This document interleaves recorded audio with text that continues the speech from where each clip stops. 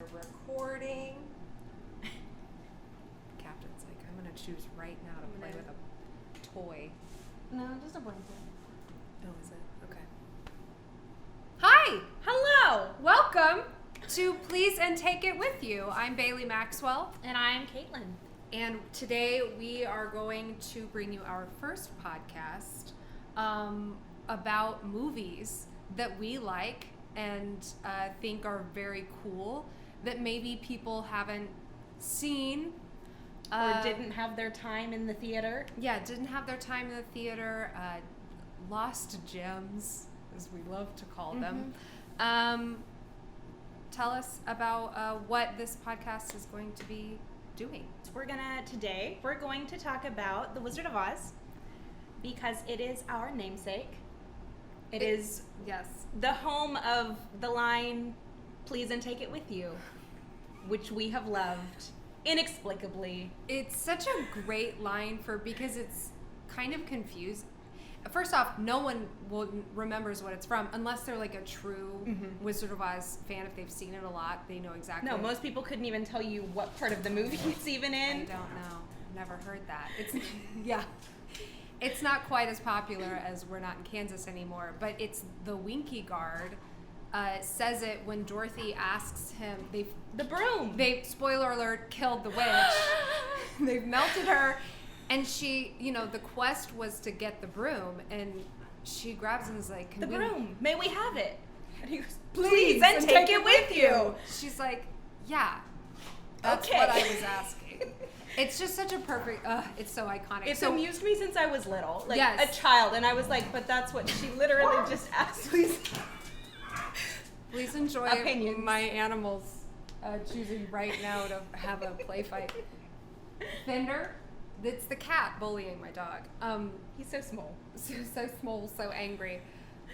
But we had been brainstorming names for what to call this, and when you said "please and take it with you," I immediately latched onto that. Like it fits the bill. It's not only a line from a movie that lots of people know, but it's a line no one knows. No one. Everyone's seen the movie. No one knows what it's from. Love that. But yeah, and I think that's what we want this podcast to sort of be, is to bring people to these movies and like give you a reason to watch them and have a place to talk about them. So or a reason to watch them again. Please and take it with you. Like, please take these movie suggestions. A renewed sense of knowledge. I've always been someone who like would run time. Like if I saw a movie that I really enjoyed, I was immediately on IMDb reading every fact, trivia, detail, and watching every interview with whatever actor I was obsessed with at that point, and now I have just like a Rolodex of useless knowledge that you can spout off when you're watching it with muggles, and you're just like, did you know? And in reality, they're like, please stop talking during the movie. I'm like, but I want to tell you about this cameo that no one but me knows about. I feel like any movie that we have experienced first together, I've always had to go back and rewatch the movie because we spent so much talking, during making up dialogue, alternative dialogue for the characters, but also just spouting off all the knowledge we have about the actor, whoever is in the scene. So we were made for each other. Yeah. Don't ever watch Enchanted with me. We have a lot to say. I have a lot of information about that movie. We have a lot to say. So let's jump right in. We wanted to do The Wizard of Oz. I know we said was to do movies that people may not have seen, but I realized that obviously our parents and we grew up on it. We grew up on it because I think a lot to do with our parents and the tradition that it already had, but I don't know that necessarily everyone in our generation saw it like we did. Right. Like I remember my mom was obsessed with, like, it was a known fact that she enjoyed that movie, and she, every time it came up, she was like, we used to watch it every year when it came on the TV. And so growing up with it being in our household, obviously my mom was a fan, like millions of people were fans, but I don't know that every person in our generation has that experience. Right. Well, and it's so funny because I didn't think that it was such a prominent movie growing up in my childhood, but then I think back and like we had tree ornaments that were the Wizard of Oz, and I had an entire doll collection of these like little like porcelain dolls of literally every character, like down to. And you were like, oh, everyone owns this set, right? And I was like, oh no, that was weird, and I got them like for birthdays and Christmas every year, and having like T-shirts and other things, and I was like, oh, maybe it was a bigger prominent influence in my childhood that I just didn't realize because it wasn't like the movie I watched all the time. Right. But yeah, I have so many things that I'm like, oh no, I have that, and I have that, and my mom always jokes that she tried to get us into it when we were kids, but she would sort of have to fast forward, I think, to the Technicolor part because we would not care what is that? About the sepia tones in the beginning. And I do kind of remember feeling that to some extent, that I was like, I can't even. It's on a farm. Listen to what is happening because this is in sepia tones. Sepia? Sepia? I say sepia. Sepia sounds better, but sounds fancy. Sepia is sepia. Sepia. It's like the word moist. Like seeping. Yes, seeping. I don't like that. In the monochrome colors, wasn't as exciting. But then, which is kind of the point, right? But then as I got older, it's like Judy Garland is incredible in the film, and I mean, we were talking about, so we just rewatched it right before filming this, and what I was reminded of was that Judy Garland has this way of speaking and singing and even crying in a way that elicits such a strong response from me, because she is so expressive and so young, and it's crazy to 16. think, like, even in today's standards, she is an incredible force. It's not like, oh, she was good for 1929. No. Like, this is an incredible. The movie still stands up, and that's what's really interesting about it, is that there were so many things along when they were making the movie that they were like, oh, we don't want to do this. Like, they cut the jitterbug number because they didn't want to put in a popular dance of the time because they were afraid it was going to date the movie. Yeah. And I really don't think it would have. And they also said that they cut it because they felt like it was too much of a contrast with the rest of the witch sending off the flying monkeys, and then they're like, who's that hiding? And it's just not quite. It didn't quite fit. It didn't grow well. But I feel like there's so much of it that it doesn't even really feel so much like a period piece. Like, I know it's set in the late 30s, but it doesn't really feel like it because you don't spend time in the reality of the world. So I feel like it doesn't even the sets don't really feel. You're like, oh, this is olden times. This is old, but it doesn't feel like, it doesn't feel like bad CGI. Right. Like when you rewatch. Yeah. Well, they didn't overdo it. Like, even when they're like farm hands, they weren't like Oklahoman, like, well, we out here on the farm. It's very genuine. It's not tropey. Like, it was very genuine, very just sort of down to earth, realistic people. Normal people. It was very sort of normal. Which is what makes Oz so incredible. So just circling back to my point, the movie is so, I think, timeless and speaks to everyone. Everyone has a dream. Everyone has hopes that sometimes extend beyond their lawn.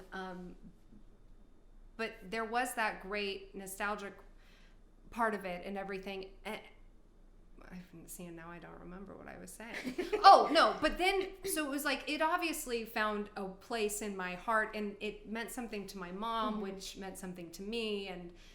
But then you do the musical in high school, and it's like, I'm obsessed. Right. I'm obsessed. I will learn everything.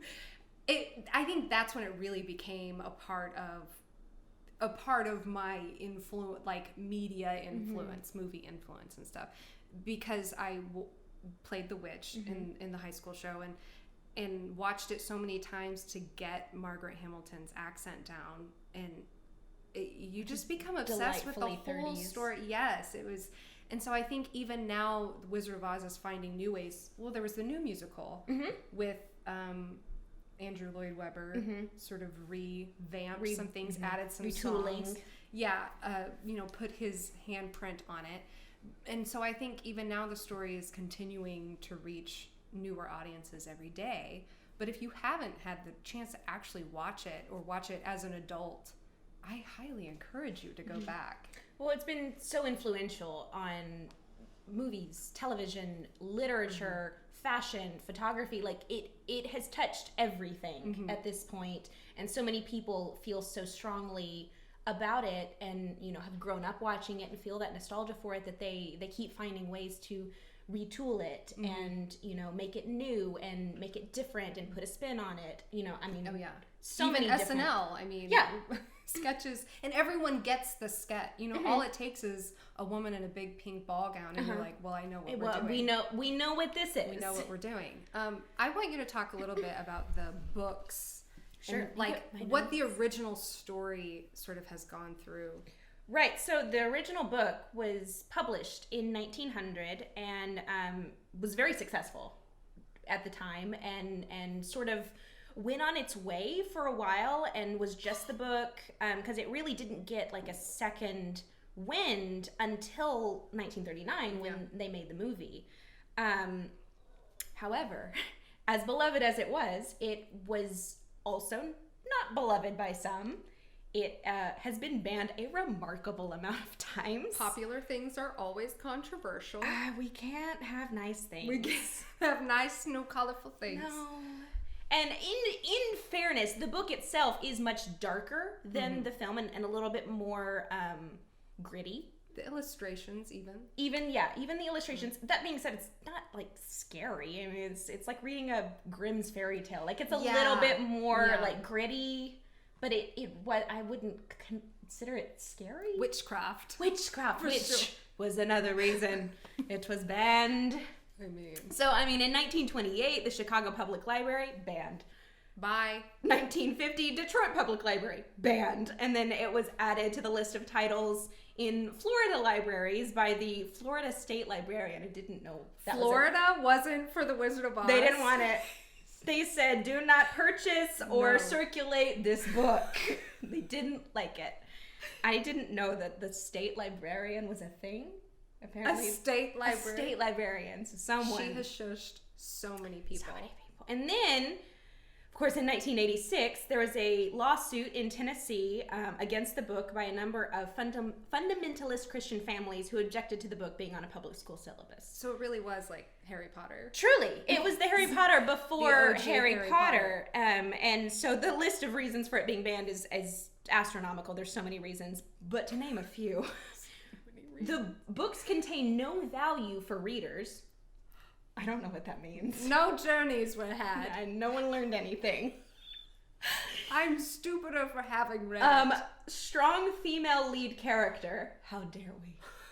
She's a child. A literal child, but also can we give a shout out to L. Frank Baum, who was a pioneer in the feminism front, which we can talk about in a little bit because we love him for this.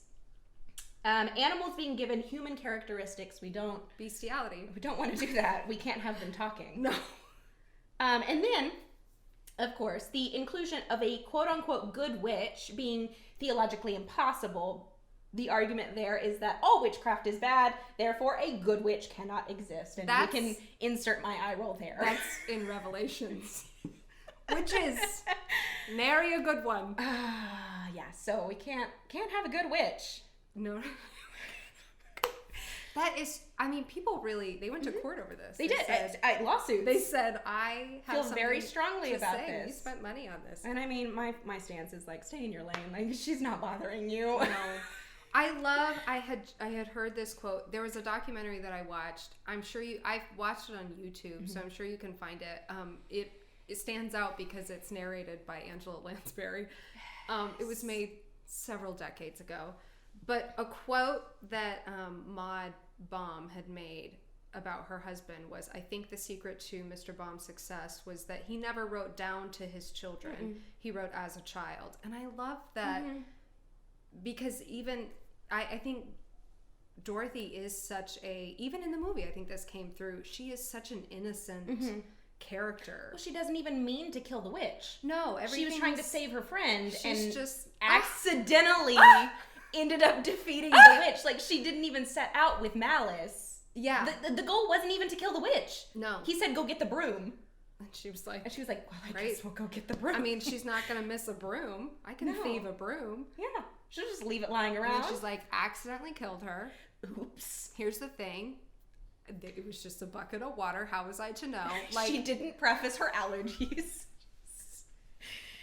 Oh my gosh, I love that. But yes, and the book is still, I mean, it was a whole series. Yeah, I mean, there was a whole series. So. I mean, the Wonderful Wizard of Oz being the most popular one.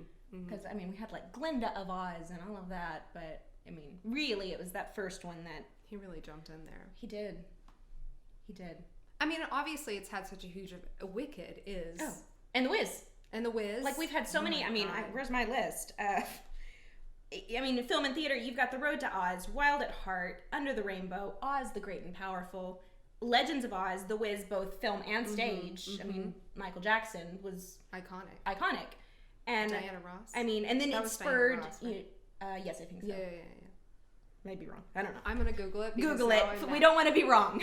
I was like, I'm not wrong about this. I just listened to it. Wicked, both the book series, which preceded the musical, but then, it becoming... Yes, it is. It is done. I'm not crazy. Yes. I thought so, but then I was like, well, maybe... I was like, I'm looking at a face in my mind. Yeah. Because you've got Wicked, The Life and Times of the Wicked Witch of the West, and then that spurred an entire book series. And then it's been on Once Upon a Time. I found out that there was a thread on the TV show Lost.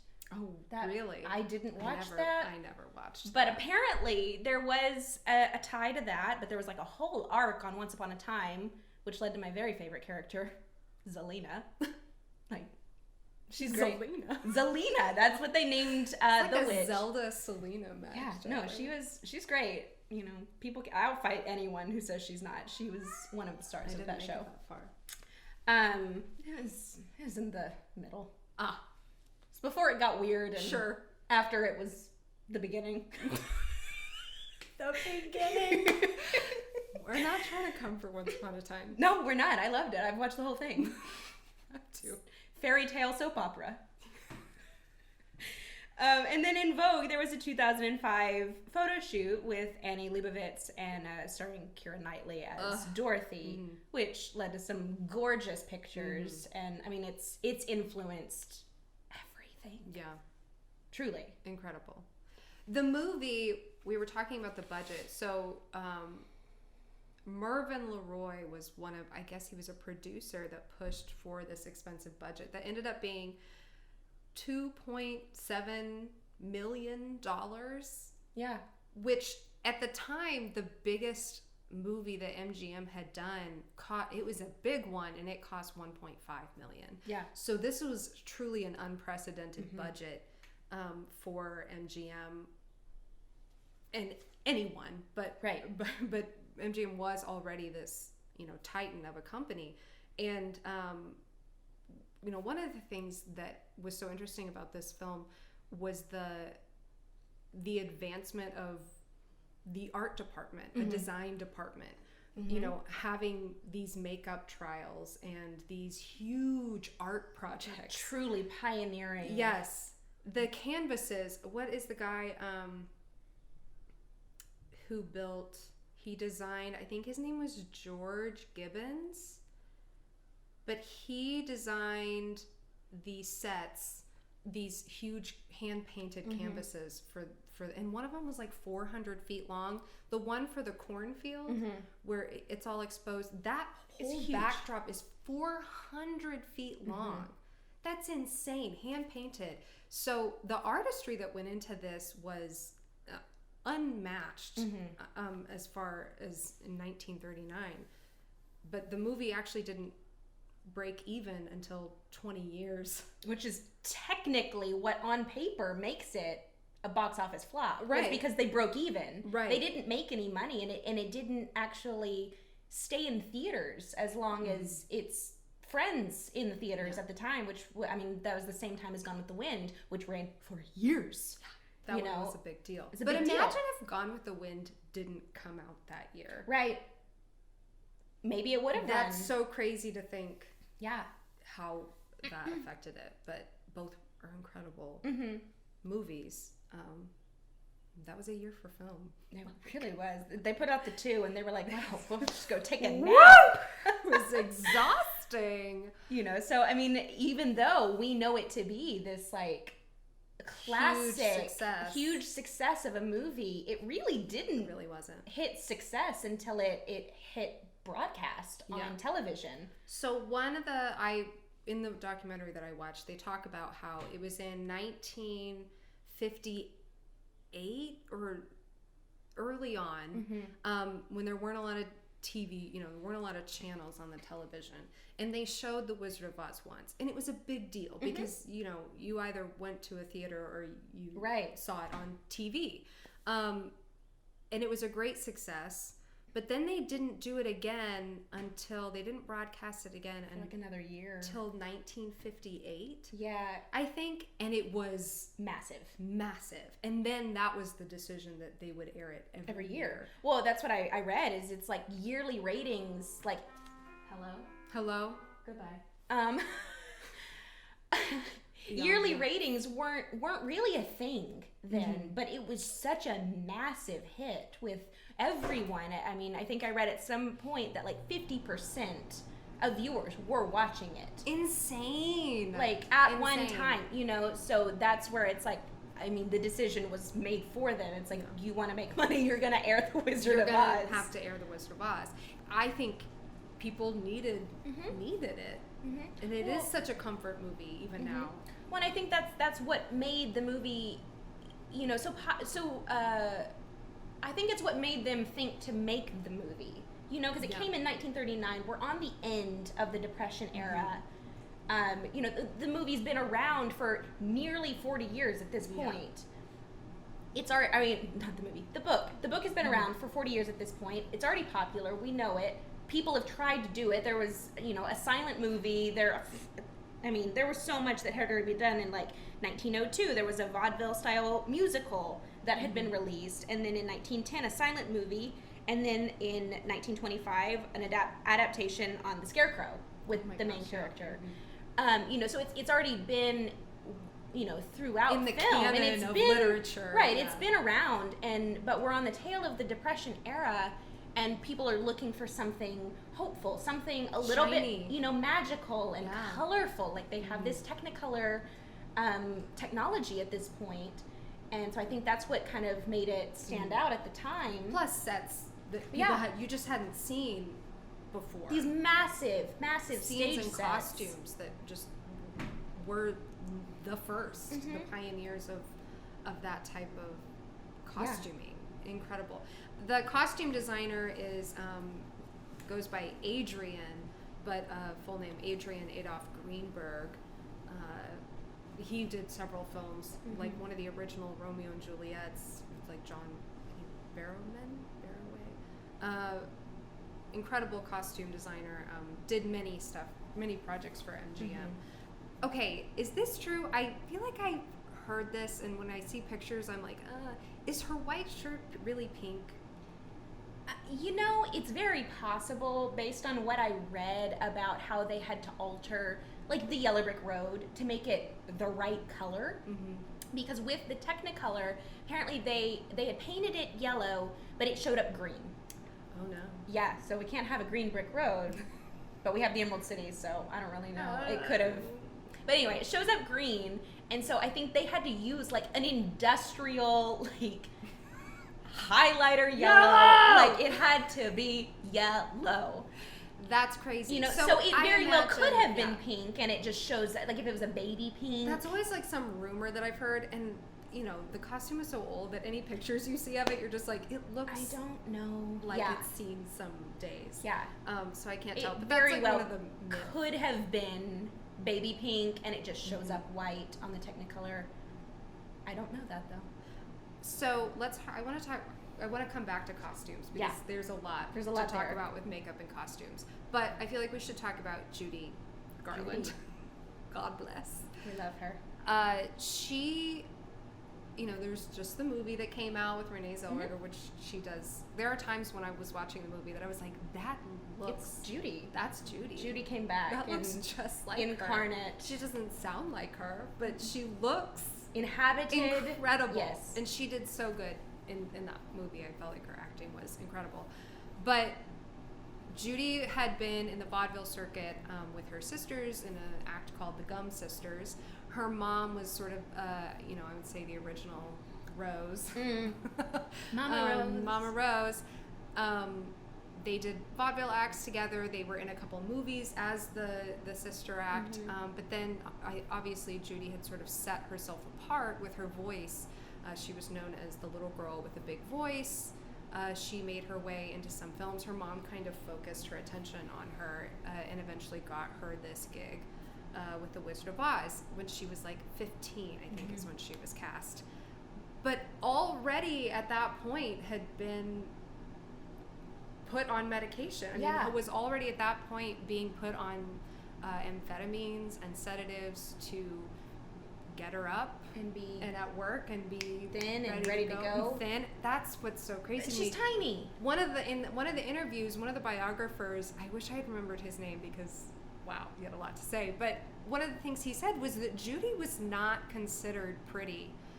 Or she was chubby and she wasn't very pretty. Was Which like is almost his exact absolutely words. Wild. Because we were just talking. We were watching this movie. We were watching her sing "Somewhere Over the Rainbow," and it's just like she's adorable, beautiful, precious. Like these big. Like she cries, I cry. Big brown eyes. This like adorable little nose. Little such pouty a mouth, sweet little face. Pouty mouth. Like a. She looks like a little doll. She looks like a doll, and it's so insane to me that they were like, "Well, she's got to lose a few pounds, otherwise not marketable." And I'm just like, that is absolutely bananas. Insane. So they're already peddling her drugs and getting that. Poor child. Her mother is doing this. Yeah, insane. Because this was the time, and it's absolutely wild to me. So God bless her, poor thing, but happened to churn out this. And in spite of what I'm sure she was going through physically, it managed to. Well, and then them corseting her and like strapping her down so that she would look like a girl, like more like a child and less like a teenager. Which at this point, I'm like, we've seen so many book to movie adaptations that it's like we're fine if you age her up a little. Like it's fine. We get it. The difference between 10 and 16, like it's really not impacting the story that much. She's still innocent. Like she still hasn't been outside her front fence. Which is crazy because if they had cast Shirley Temple, which was the original plan.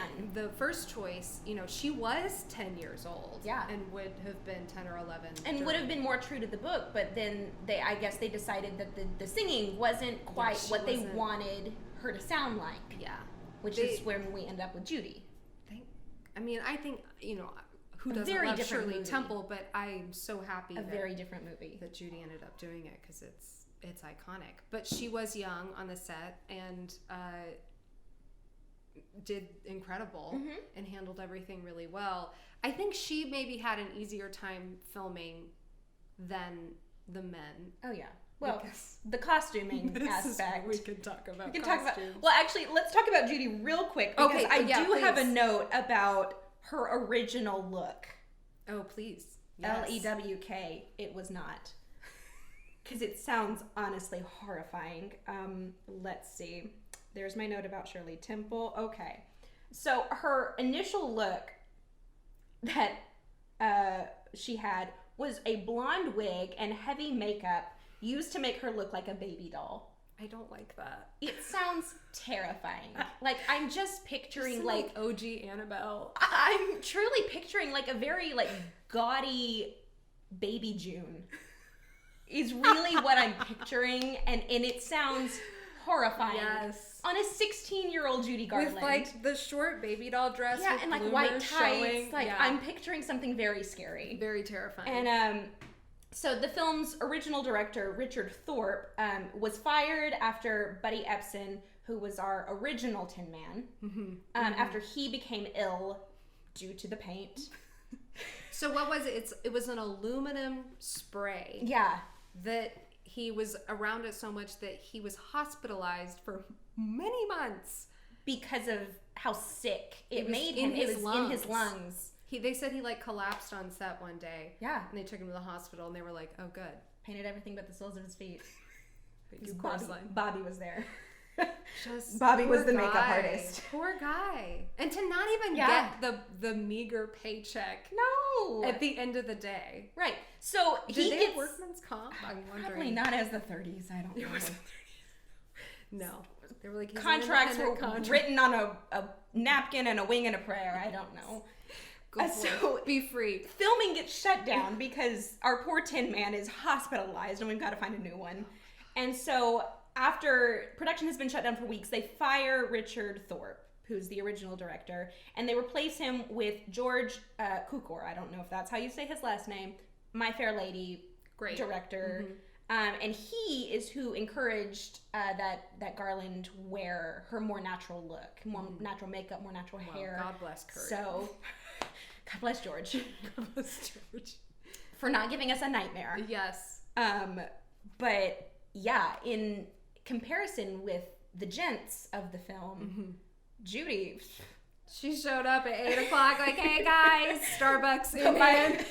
Pigtails in, gingham on. Will you braid my hair? Like, but only a half braid. Like, we'll do like four plates. There are times when I try and do it, and I'm like, oh, it can be cute, and I just look like a you just gotta like roll it, child. do like 4 plates, and then a hairband. It's so specific. Yeah, it's so specific. You have to get the victory rolls. You do, baby victory rolls.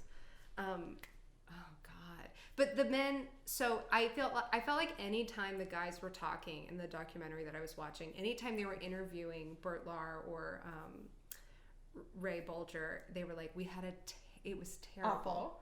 A terrible time filming because Burt was saying, we would get shuttled back, I guess, to wherever they were staying at like 7:30 or 8 o'clock and then have to be up at 5 a.m. to be at their 6 o'clock makeup call. That is... It's a long day to be in his case, real lion pelts. Yeah. On hot stage lights. And I know they said that sometimes the stage would, be like 100 degrees, especially in Munchkinland, which had an insane amount of lighting, these huge sets. Well, in the 30s, I'm sure everything was flammable. So, like... Yes, he's like 10 seconds away from catching fire. Light lamps with these horrid... actual rays of sunbeam just shooting down at you. You're like singed. Yeah, well, and I think I read somewhere where like he tried to like power through for a little while because it was so hard for him to like eat and drink in costume because he's got those prosthetics on that he like tried to power through and he's like, I'll live on milkshakes. And then eventually he was like, no, we will do a redo after lunch because this is not sustainable. I'm not well. I mean, poor guy. And then, so he had his whole lion costume thing. And then the Tin Man, who, the first Tin Man got ill, written out of the show, I guess you could say. But they still use an aluminum powder for the, what's his name? Is it Jack? Jack. Haley? Mm-hmm. Yes, Jack. Yes. I guess he just wasn't as allergic. And he like couldn't move. And he... Oh yeah, he had to like lean up against a wall if he wanted to sit. Like, that's not the same. Here I am in my metal diaper. Like, just having the time of my life. It really just sounds like the most uncomfortable. So uncomfortable. And this is what I'm talking about with like the experimental makeup. Like clearly these were new departments. Yeah. That no one was seeing if any of this stuff was safe. No, they're just mixing it. They're like, this looks right. Being like, what would work though? And so then Margaret Hamilton, who played the witch, she had copper in her paint. Yeah, there's a copper-based like green paint, and they didn't, I guess, let her know that there was copper in there. No, who was asking for ingredient lists back then? No one. They weren't. She was like, she wasn't green. Like, is it vegan? I mean, honestly, I'm surprised it wasn't poisonous. Like, it might have been. I don't know. It probably was. Clearly. So it took, she said she had a green hue months for after. 6 months after, after filming, which is insane. was she still teaching kindergarten at that time, or like had she quit that? The kids are like, "Are you well, Miss Hamilton? You don't look well." Oh, yikes! Poor Margaret. Margaret, oh, what an incredible person and role that she created. I just love reading how she thought about the witch and how she thought about Miss Gulch, because honestly, we can all relate to Miss Gulch. Like, she just wanted to keep her cat away from the doggy. Yes, she was like, my garden that I worked so hard for. As a single woman, do you think I have all this extra money to spend on my flowers? No, like, this is work and effort, and you're gonna kill my cat. I'm like, she's a woman of the time. She just wanted to live alone in her house with her cat and her garden. And all Dorothy had to do was just not walk past her house. Just hold Toto while you go that block. I don't understand. But it's really interesting listening to, or like reading interviews of how she thought about the witch and just thought about her as this very like isolated person and just kind of like keeps to herself. And it's really interesting. It gives that sort of like humanity that you want in a villain. Well, yeah, because in the sepia tones, in the sepia tone part in the beginning, when you as an adult listen to her side of the story, you're like, this is not out of line. She's not terrifying, but to a child, horrifying. Well, she's trying to take the dog away, which that's where I'm like, okay, there was a medium step there that you could have taken.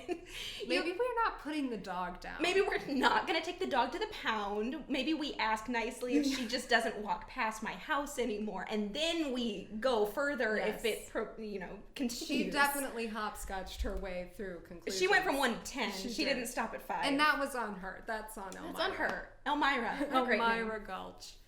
God love her. But ended up being, this great. Even though the peril, they had experimental makeup. Even, I think... she ended up with, like, 2nd and 3rd degree burns because of that one scene with the fire that she, like, descends out of Munchkin Land. And when we watched it today, I was like, she doesn't even come in fire. Only on the exit. She doesn't enter with fire. Why the need for fire on the exit? It's more aggressive. I feel like I'm mad. I don't know. And I mean it. I feel like the red smoke was enough. Like, we knew that was bad. Red means bad. You watch any cartoon, if the sky turns red, we're in a bad time. This is not going to go well. Like... But they said, it's 100 degrees in here from all the lamp lights. What's that place? We're slowly giving poor Margaret a chemical peel on her makeup. Why don't we just throw in actual fire? And her stunt double. So why don't we just throw in actual fire just to really singe things off? Just to make it, everyone gets a taste. Yeah, so the copper ended up burning her. Like, the copper in her makeup burnt her face because of the fire when she was descending into her little trapdoor. That is a nightmare. Horrifying. Absolutely horrifying. Like, I just love this movie. Loved it. Such an honor to be a part. This is why we have a union. Margaret probably started it, honestly. My God. Can you think of the workman's comp that they could have been paying out if this had been a modern this film? Is also why the movie was technically a flop. Was so many casting, so many hiring, changes that it just keeps ticking up the budget of the movie. There was no way they were ever going to make their money on, in a box office. I feel like once you're in so deep, though, we gotta keep trucking. Over the Rainbow almost didn't happen. Oh, yes. That was nearly cut from the movie. They were gonna pull it because it was allegedly too depressing, and someone thought that it was like too slow for kids. I think it was Mr. Mayer was like, we need to get to the technicolor. We need to get to the color. Right, part. like they're gonna get bored. And this movie, 3.5 minute ballad. Right, this 3.5 minute ballad. It's too slow for them. It's not gonna hold their attention. And then I had somewhere, I think it was Mr. Mayer thought it was too depressing, and so they were going to cut it, and then it wasn't until another producer and an assistant producer, who I do not have the names of, threatened to quit. They said, no. They said, we love this song. You have to keep it. Have to keep it. Can you imagine? I mean, that is the song from the movie. It's the theme that has like resonated all of these years is Over the Rainbow. Like, there's this paradise that I can dream of, and if that song didn't exist. Yeah, I mean, it is sort of the universal truth we were talking about earlier, that everyone has a dream, everyone looks beyond their regular life for a hope, hope and whatnot, and growth and everything. And even Judy, they quoted her saying that she loved singing that song for years and obviously sang it thousands of times. So like, I don't think she did a concert without. She couldn't. This was really what made her name. Yeah, it really was a part of the fabric of her being, and she said as much to Harold Arlen, saying that it was such a big part of her life, had become such a big part of her life, and recognized that there was this unity in that everyone could hear it and feel something, feel themselves in the song. And I loved that she loved it. I mean, and I'm sure there were times that she was like, here we go again. Like, right. I hate this. But I mean, that she at least publicly acknowledged. Yeah, but I also feel like it's one of those songs that it's so easy to love. Like, it's so easy to love singing it. It's beautiful. It's wistful, but it's, grounded. And I think that's what makes it so beautiful. And it's such a joy to sing it as well as listen to it. Yeah. And so, I mean, that famous octave jump. Oh, yeah. Just so stunning. Even, so funny, there's a Starman by David Bowie. He uses a similar structure, the octave jump, and then part of that melody line for Starman. I've always wanted to do a mashup of those songs. Yeah, I think that would be really fun. So Howard, I want to talk about the composers. Yip Harburg and wrote the lyrics. Harold Arlen composed the music, and then the musical score and the incidental music were composed by Stoddard, which I don't know his first name. And I believe Yip Harburg and Arlen were both Broadway guys, because what was it? There was a song. Oh, If I Only Had a Brain. So that song was actually in a musical 2 years earlier on Broadway that got cut from a show that I guess Arlen had been working on. And then they felt like it had such a whimsical and they were like, we'll take way that. about it, that when they were working on Wizard, they were like, this is a perfect song to have for the Scarecrow. And then they ended up taking that, that tune, that medium and mode, whatever it's called. Leitmotif. Yeah, we love a motif. We love a motif. So they would take that and then they used that as a Friends, and it sort of became the perfect intro song for each of the Friends and the different versions that they do of it. And I love that this was technically a recycled piece, because it fits so beautifully. I love that. Give it a new life. It did. It's like, we're veering into musical theater territory, but the I Love You song from 25th Annual Putnam County Spelling Bee was not originally from that show. What? Yeah, so that's a little fun, I did not know fun this. tidbit. Now I'm blanking on the name of the show. Do you want me to Google it? It's literally on the tip of my tongue, and it's. Go ahead and Google Think it. about Maybe I'll think of it by the time you get it Googled. Okay. We'll race. Someone watching this will be yelling it at me, I'm sure. They're like Dora the Exploring this, like yelling the answer. The screen. Mexican Hayride? That's no. By Cole Porter? No. What is the it's about the brain. A New Brain, maybe? A New Brain? Yeah, I think it's A New Brain. William Finn is the same. Yep, that's the one. Yep, it's A New Brain. Like, it's something about a brain. A New Brain. Okay, A New Brain. Great. Also, but anyway, yes. I have not seen. So we love when people can reuse things that didn't work in the original. Reduce, reuse, recycle. We love recycled material. Which, speaking of, let's segue into the notes they took from Snow White and the Seven Dwarfs. Yes, please. I'm so excited. Yeah. So the Wizard of Oz has ties to Snow White and the Seven Dwarfs because it was so wildly popular. I mean, that successful. was like, I think, the most successful movie in 1937. In 1930s. Yeah, I mean, to date. To date, truly, because it launched what we know as Disney today. Like, She was the first. The first one. She's looking good. She is. She's looking good. Little girl. So MGM took quite a few cues from Snow White in the beginning. And even so much that the Wicked Witch of the West was actually supposed to be more like the Evil Queen. I love that. Which is fascinating to me because she was originally supposed to be this like sultry, like beautiful, evil villain. Glam witch. Glam witch. We were going to get a glam witch. And so they auditioned and like had some actresses that read for it, and they decided to go away from that. And then we get Margaret and the Wicked Witch that we all know and love today. But there is still one little callback to Snow White in the Tin Man song, If I Only Had a Heart, when you hear the line, Wherefore art thou Romeo? That teeny little voice, like, Wherefore art thou Romeo?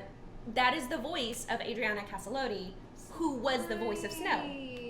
So there's still one cute little ode to little ode to Snow. I love that. Yeah, so that is the. Can you imagine like a hot witch just appearing on the rooftop in the woods, like, you there, stop. I mean, we kind of got it with Wicked.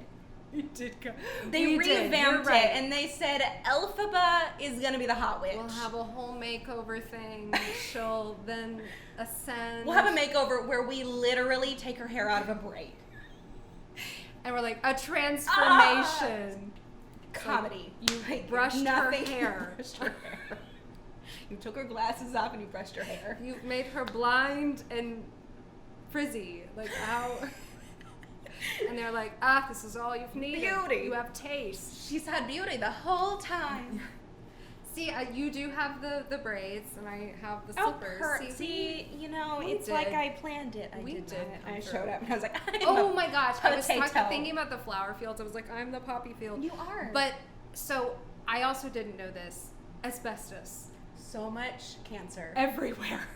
So they use part of asbestos for the flame retardant costuming for the Scarecrow, because, you know, they catch him on fire. Spoiler alert. And then they used it for the snow. Covered. They knew that it was dangerous at this point. At this point. It was no secret that it was a bad material. And they said, but if it's just a few hours of sifting it on their heads in the heat, I'm sure it's safe. Fine. They won't get cancer from this. I'm like, No. Poison. Absolute poison. Among other things. You know, shocking. Well, I mean, we were just talking. We're shocked that they decided to put the horses in Jell-O powder to color them rather than, like, literally spray painting them. They're like, well, we don't want to hurt the horses. So we'll just cover them these in Jell-O powder. Two men, aluminum spray and powder. Metal. We'll just put metal on them. Yeah. Well, but the horses, they're like, we need to... Jell-O. We'll put Jell-O on them. And then they had to film it really quickly because the horses were eating the Jell-O. Just licking it off. Horrifying. I can't imagine what this art department went through on the daily. Like, these were conversations that had not been had. They're like, but the horses keep licking themselves. He's like, I don't know, Barbara. Tell them to film it quickly. 700 people on stage. Well, and they changed the horse's color like 5 times. So I'm like, how much Jell-O powder? Well, they said it was a different horse each time. So so they had like 4 different colored horses lined up, ready to go. Gotcha. I mean, do you muzzle them? Like, please no, stop. that horse, you can see it licking in the frame. It's just like nom nom. Poor guys. And then I have another fun fact that I thought was very interesting about the scene where the Wicked Witch of the West writes Surrender to Dorothy in the sky. So there was actually no writing in the sky. They did not do this. What? It was instead a tank of water and milk was used with a tiny little witch model. And the model was attached to a hypodermic needle filled with black ink. And the words were written in the tank in reverse. So that teeny tiny little thing that looks like a witch, but if you look closely, it kind of looks like the arrow on a mouse. I love this. Yeah, and so they wrote it backwards with the hypodermic needle. Who did they, like, someone had to practice writing that backwards. Right, I'm like, that's harder. Like, that wasn't cursive. Would it not have been easier to just write it no forwards? They said we wanted. And I don't understand I would need to look up the logistics of how this happened and why it needed to be backwards, I guess. Did it get flipped on, like they didn't have the mirrors? Maybe. I don't know. But I just thought that was so interesting that it's like... Know. Yes, they would have. And it looked good. Like, it looks like really smoke. Cool thing. I did not know. I had a nightmare as a child about a tiny flying witch, so this is her. Really reiterates that. Yeah. She's just like writing Surrender Dorothy in milk. Mine was in a library. What does that mean? I don't know. Get some dream cards. That is so fun. I had no idea. That's very cool. Yeah. So that's something I learned, and I thought that was very interesting. That was their solution to this thing. Was creating this little model that was attached to the needle. Well, and I'm sure even Glinda's bubble at that moment was like, what? Oh yeah. Well, I mean, the CG of the time, which not CG was because just computer graphic, like that's not what it was. But like special effects of the time, you know, was fascinating, and like even them creating the twister, and you know Glinda's bubble, and you know. Which superimposing her over them in the poppy field, like the benevolent witch that she is. Asbestos. Asbestos. Cancer for you.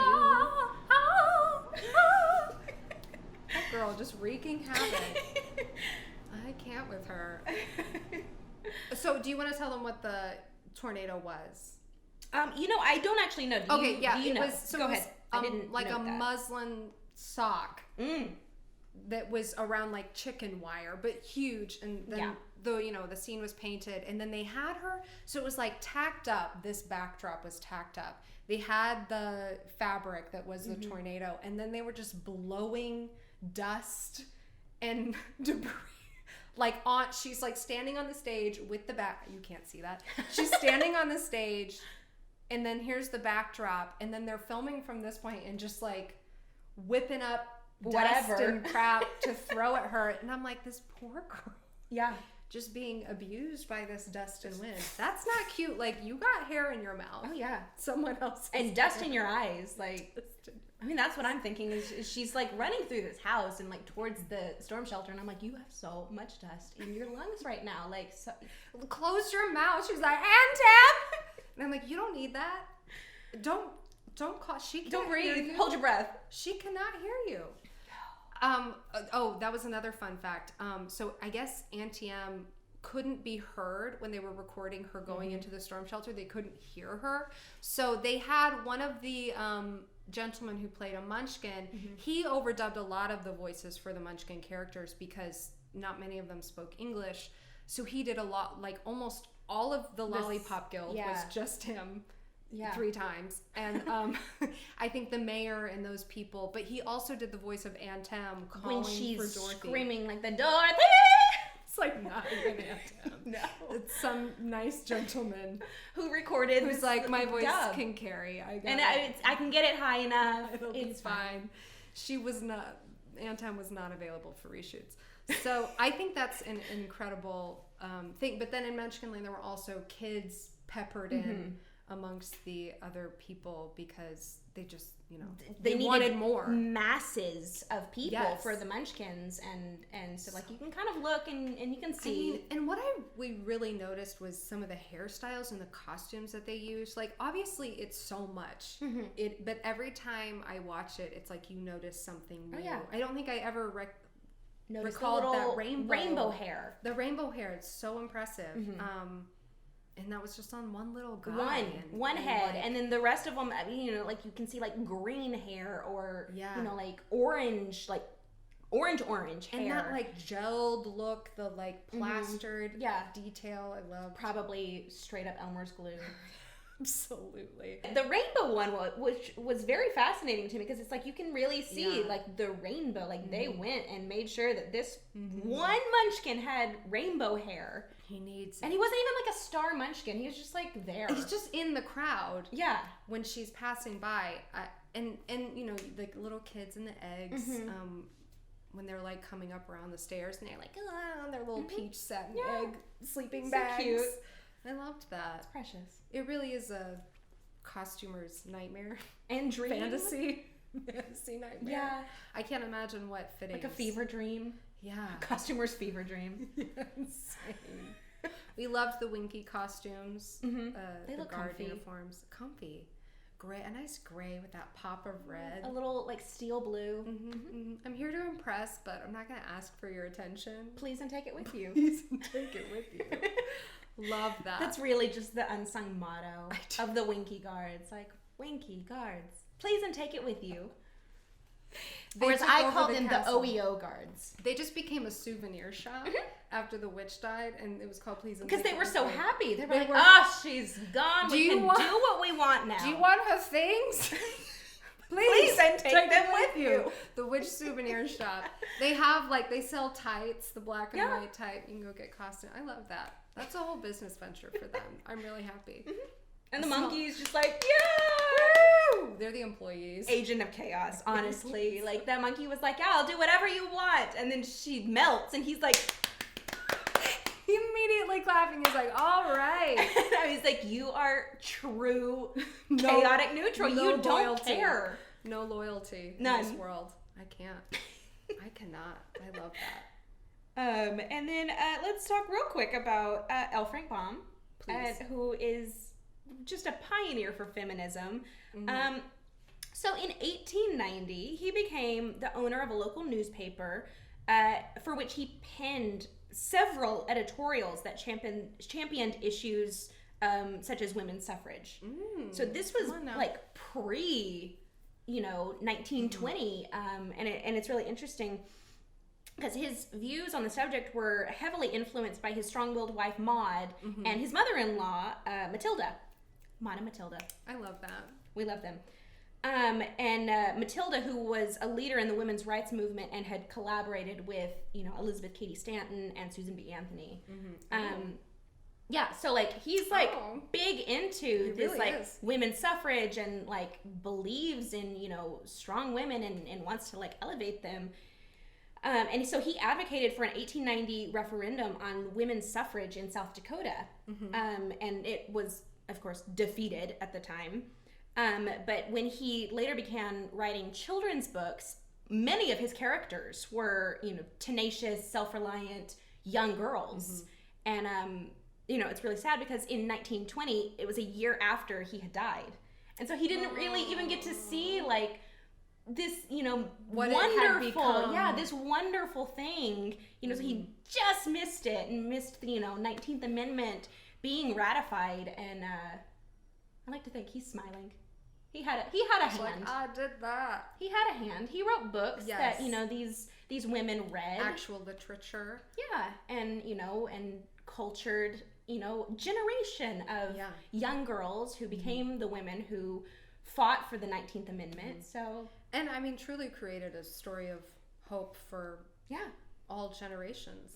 Kind of really blossomed. Well, yeah, because you have this magical world, but everything's set in Kansas, Right. very nondescript Kansas. So you get this sense of you don't have to be a princess or a wizard or inherently imbued with special powers or anything. You can do this yourself and you can be ordinary and yet extraordinary And be marvelous. Yeah. Absolutely. Absolutely. So I think that's what Mr. Baum gave us. I love it. It's such a great having a rainy day film. Yeah. Being I need comfort. This is one of those. It's good. If I highly encourage you guys to watch it if you haven't seen it already, give it a rewatch if it's been a while, and let us know any other things we missed out on, some tidbits or corrections. Yes, corrections. Always correct us. But I'm excited to go on this journey with you all. Yeah. Thank you for being here. Please and take it with you. Please and take it with you. Goodbye. Goodbye. Goodbye. Goodbye. Goodbye.